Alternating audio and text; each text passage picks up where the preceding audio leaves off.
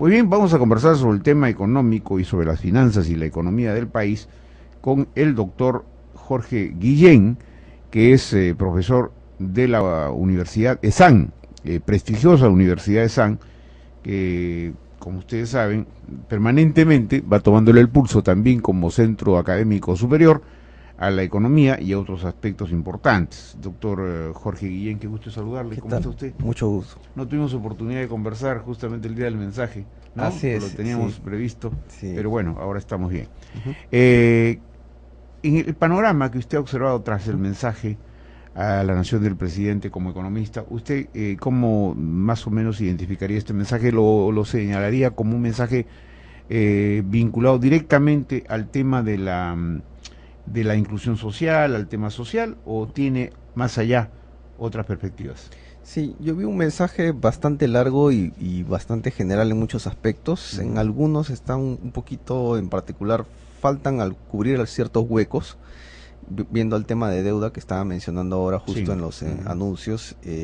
Hay justo a propósito de la reforma del sistema privado de pensiones que lo anunció, que lo ha sacado un poco al caballazo rápido y que puede declararse inconstitucional por la libertad de fondo, por los fondos intangibles, por la libertad de elección, y que puede generar monopolio.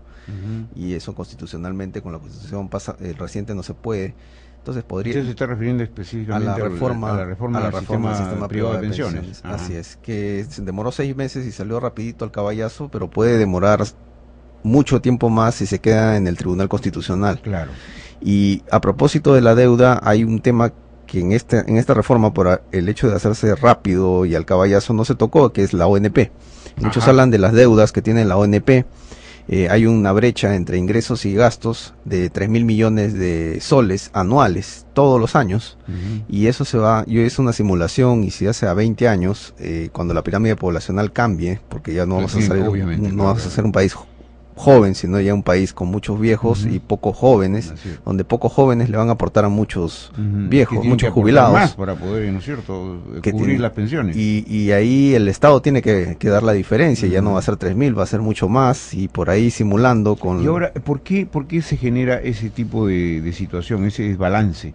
Porque el Estado dejó en su momento de atender el tema de la previsional, digamos, a cargo del Estado. Es por básicamente es por un poco de la pirámide poblacional que ha estado ya cambiando, ¿no? Hay muy pocos aportantes y bastante gente que ahora, ya está jubilada. Pensaba, doctor Guillén, que cuando la gente se trasladó desde un comienzo, ¿no es cierto?, hace más de 15 años, a las AFP, esto iba como a bajar la presión, ¿no?, de la crisis de la ONP. De la ONP, pero... Sin embargo, yo me quedé en la ONP, por ejemplo, ¿no? Y digo, me quedé porque decían que por la edad era mejor quedarse en la ONP y no pasarse a una FP.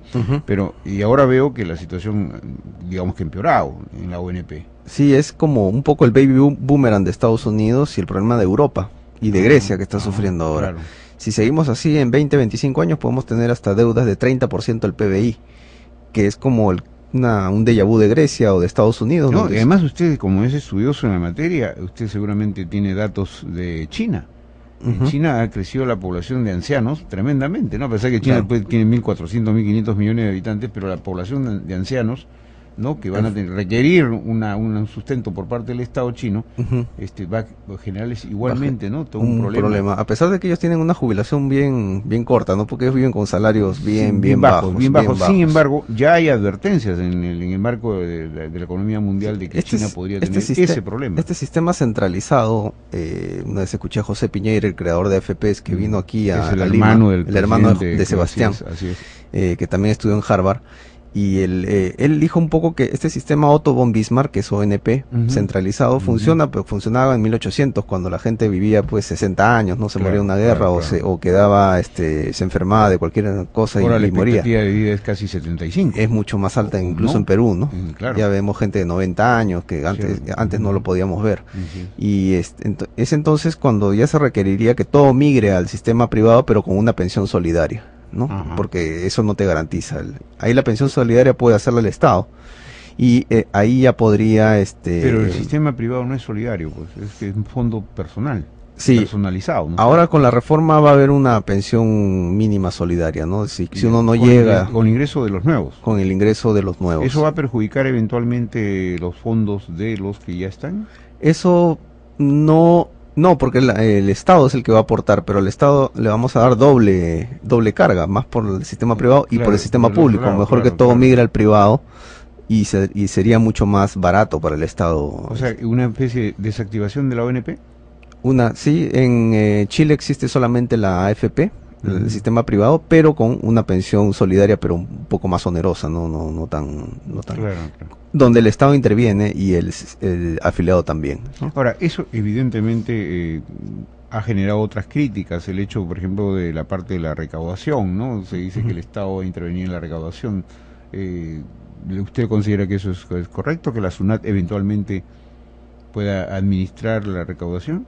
En la recaudación Pero, pensionaria, ¿no es cierto? Pensionaria, claro. Sí, ese es yo no soy abogado, pero me parece que ahí hay algo, si uno ve la lógica, ambiguo, ¿no? uno ve la lógica, no te pueden forzar a contribuir en algo que es voluntario y es tu propia pensión, Claro, ¿no? Si es es el impuestos, fondo propio, intangible, si ¿no? es impuesto, sí, tú le debes al Estado, le debes a alguien, te pueden ejecutar, Claro. llevarte a la cárcel por fraude, pero en este caso es algo voluntario que uno lo hace por una cuestión pensionaria, ¿no? Pero ahí yo no lo veo tan legalmente tan viable, ¿no? Ahora, en términos generales, estaba leyendo, doctor Guillén, algunas informaciones. Ayer mismo exploraba a través de internet, viendo las economías en Europa, ¿no? La zona euro está un poco agitada. No digo un poco, bastante agitada. En España la cosa está bastante dura, bastante difícil, al punto que Telefónica, a nivel Corporación Mundial, ha decidido reducir al 30% las remuneraciones de sus ejecutivos, ¿no? Y de su personal. Sí. Lo que eso ya pone en evidencia que la crisis es bastante fuerte. Ahora, viendo de esa perspectiva y viendo que se cierran los mercados temporalmente, en tanto dura esta crisis en Europa, por ejemplo, la caída hasta en 18% de las exportaciones peruanas, ¿cuál es, digamos, sin alarmarnos, pero cuál es el panorama que tenemos al frente? Puede pasar como el 2009, ¿no? Que crecimos casi 0.9%. No se anunció mucho en el discurso de los planes de contingencia, el plan de estímulo que a veces no se ejecutó en su totalidad en anteriores ocasiones porque tenemos esa debilidad por ejecución del gasto. Ahora parece que se va a desmantelar un poco el SNIP, Sí. pero el SNIP también tiene sus pros y contras. Muchas cosas a favor y muchas cosas en Pero contra, ¿no? desmantelar no da, porque el presidente ha dicho que descanse en paz, es decir, liquidarlo Va a ser totalmente, básicamente. va a tratar de hacer que todo lo relacionado al SNIP sea mucho más rápido. ¿Usted cree que ahí está la traba en el SNIP para el desarrollo y la utilización de los recursos en los gobiernos regionales? Yo creo que te permite programar de cierta manera los gastos, sino que hay muchos proyectos, no solamente en el SNIP, sino en otros lugares que no ha tocado el discurso del presidente Humala, como en Proinversión, ¿no? Donde los proyectos se demoran 3 años en ejecutarse. Entonces, eso es, digamos, el otro lado también, aparte del SNIP.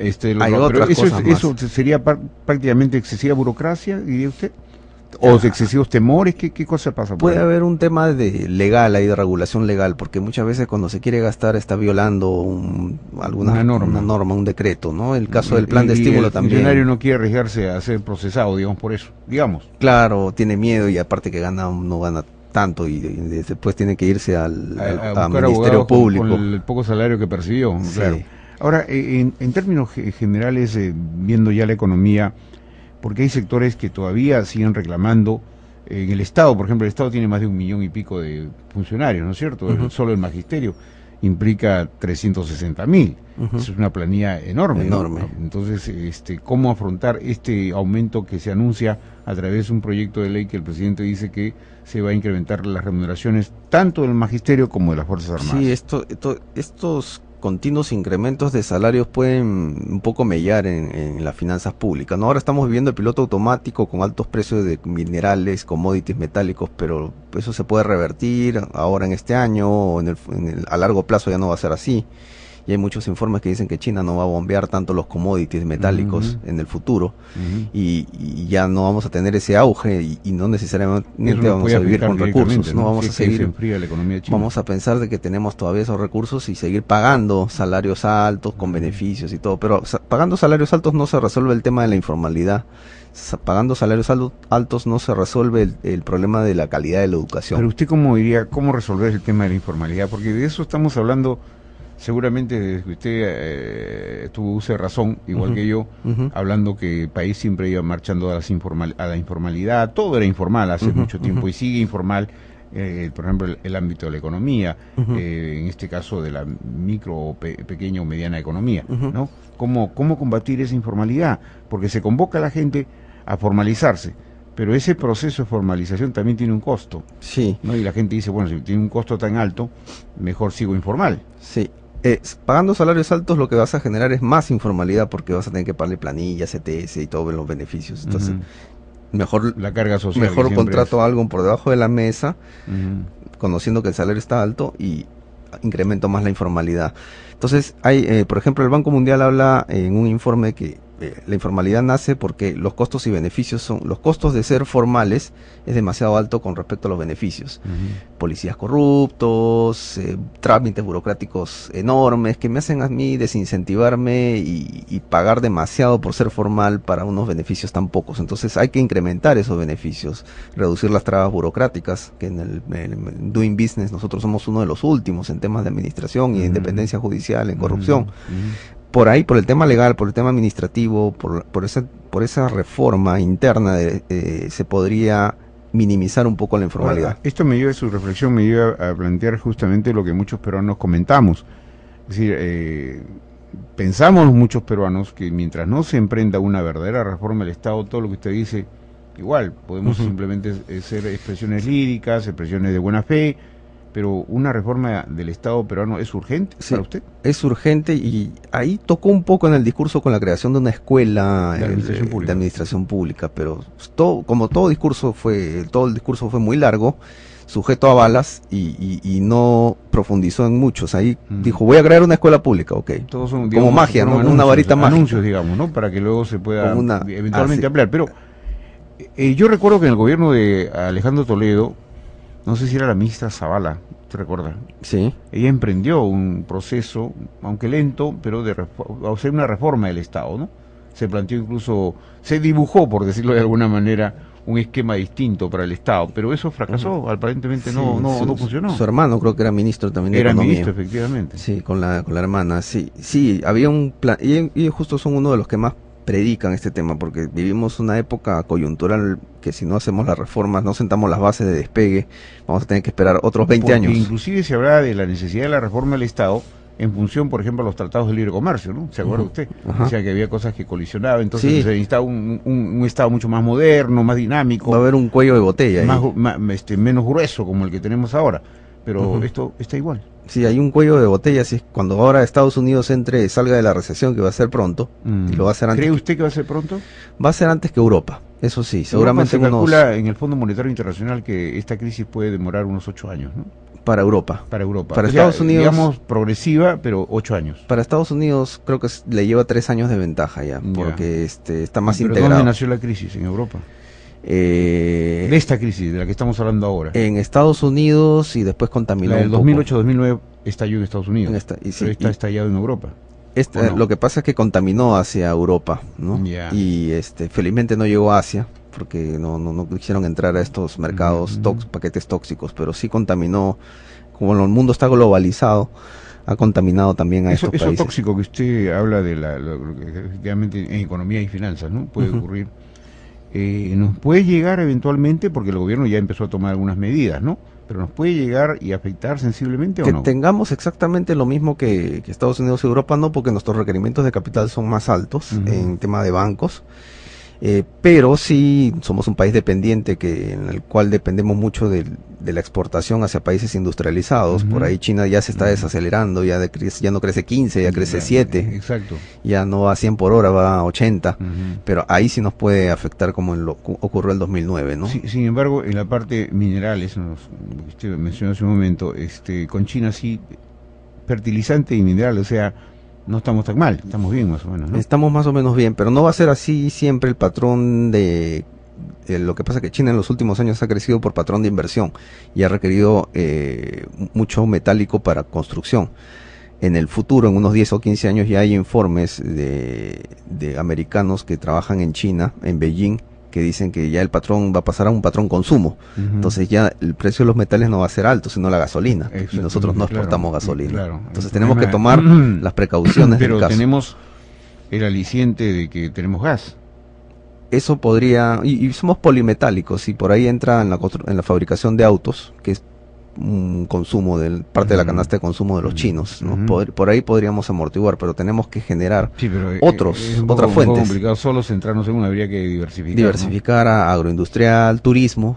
Eso sí nos falta bastante. Pero en turismo tendríamos que establecer una infraestructura muy grande. Eso sí, ya va a empezar. Imagínense que un día decían, pues 100.000 chinos venían al Perú. Claro. ¿Qué hacemos con 100.000 chinos de turistas? Claro. Sería terrible, no habría cama, no Ahora, habría con dormir en el parque. Aeropuerto de Chicheros, ojalá que lo hagan, que no se demoren 5 años ni 10 años, sino que lo hagan en 2 años. Sí, pues efectivamente. Ahora, en términos de la economía popular, ¿ya? Es decir, la gente a veces se queja, incremento los precios de los alimentos. Ayer yo me fui después del desfile, me fui incluso con mi terno dominical, ¿no? Me fui a visitar un mercado y haciendo compras observé que efectivamente, por ejemplo, el pollo se estaba vendiendo 8 soles el kilo, ¿no? Me imagino que por fiestas.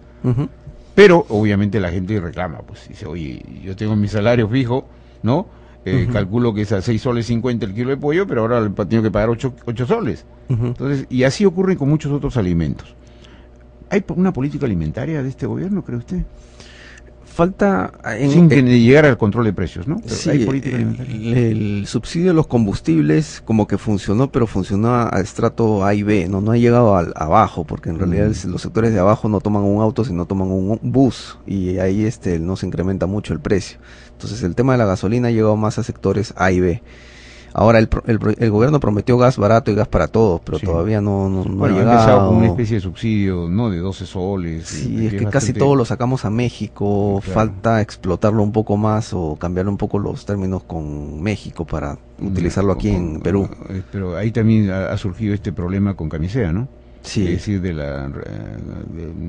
lo que planteó Ochoa, que al día siguiente prácticamente fue licenciado separado del cargo o renunció él. Sí, hay muchas cosas todavía pendientes. Problemas de ejecución interna, no hay cambios ministeriales en 2 o 3 primer ministros que hemos tenido. Y de acuerdo al análisis y estudio que usted hace de la economía, hemos dicho hace un instante que el Estado peruano es muy grande, excesivamente grande, desarticulado, ¿no es cierto? La descentralización, desde mi punto de vista, está muy lenta la descentralización. Pero el aparato del Estado, desde el punto de vista burocrático, ¿es muy grande? No es tan grande como otros países, y en realidad ya con la política de apertura, ¿no? De liberalización, hemos descentralizado. Ya no tenemos compañía peruana de teléfonos, ¿no? Tenemos muy pocas empresas estatales. Y lo que pasa es que el gobierno... Sin embargo, hay la idea de fortalecer algunas empresas tipo Petróleos del Perú, ¿no es cierto? Fortalecer algunas empresas del Estado. Con asociaciones público-privadas funcionaría mejor, puede funcionar mejor. Un poco mejor. Pero... ¿Cree usted que se pueden embarcar las empresas privadas en asociación con la pública? Si le dan los incentivos necesarios y los obras incentivos tributarios... por impuestos, por ejemplo, puede ser. Como en otros países, ¿no? Incentivos tributarios... Y un marco legal con buena certidumbre, ¿no? Porque todavía algunos se acuerdan del plan 1 de la gran transformación de Humala, que entonces desincentiva, hasta las AFPs también han retrocedido un poco. Ahora, es evidente que el país, como usted lo acaba de reseñar, requiere muchos cambios importantes, cambios estratégicos, ¿no es cierto?, para fijar política de Estado en materia de salud, en materia de vivienda, ¿no?, que son básicamente los temas sociales.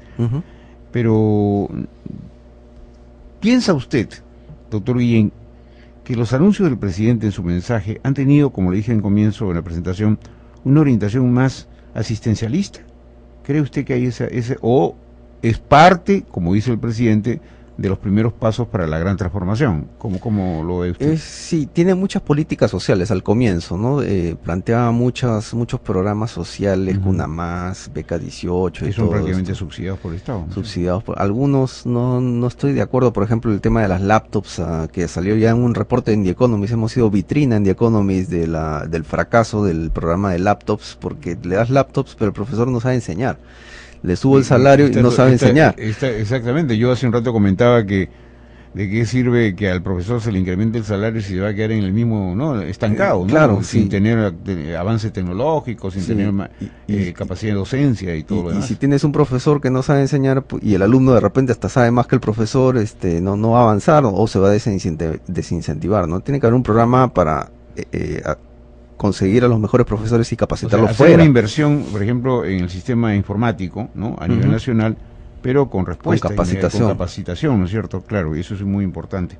Ahora, ya para concluir, doctor Guillén, y gracias por su presencia en nuestros estudios, quería preguntarle en relación a, digamos, al sinceramiento de la economía, porque a veces uno se pregunta, ¿no? ¿Por qué el dólar está, ¿no? O sea, el nivel que tenemos en este momento, alguien que tiene soles se puede hacer millonario en dólares, ¿no? Sí, digamos, así es, ¿no? así es. Había por ahí un sorteo, por ejemplo, que es cada semana, donde, digamos, se ofrece 14 o 15 millones y si uno lo convierte en dólares, oye, con esa plata uno se va a Europa y es millonario, Sí. ¿no? Digamos, en España yo sería millonario Sí. con 3 o 4 millones de euros. Sí, hay una tendencia ¿No? a la baja, ¿no? Del dólar por producto de la crisis financiera. ¿Y eso cuánto, en el marco del sinceramiento de la economía, cuánto nos estaría eventualmente, no lo vemos ahora con preocupación, pero más adelante puede ser una preocupación, por ejemplo, para los exportadores?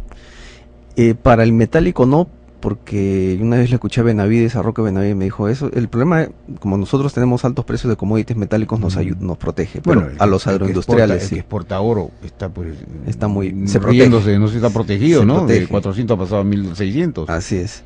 Se protege, pero el agroindustrial no. Y eso genera más mano de obra, eso es lo más preocupante. Claro. Ese sí Minería daña más. no genera mano de obra. Minería más mayormente. capital intensivo, ¿no? Claro, ya. La agroindustria sí puede afectar. La tendencia del dólar es a la baja, pero el otro año sí puede haber un rebrote hacia el alza porque se van a ir los capitales producto de la crisis financiera. Un poco podría llegar el dólar a 2.7, 2.8 y luego bajar a terminar en 2.7. Y dentro de ese contexto del sinceramiento, ¿ve usted si hay posibilidades de incrementar el empleo, por ejemplo? Porque todavía mucha gente está, no solo dentro de la informalidad, es decir, está en el subempleo.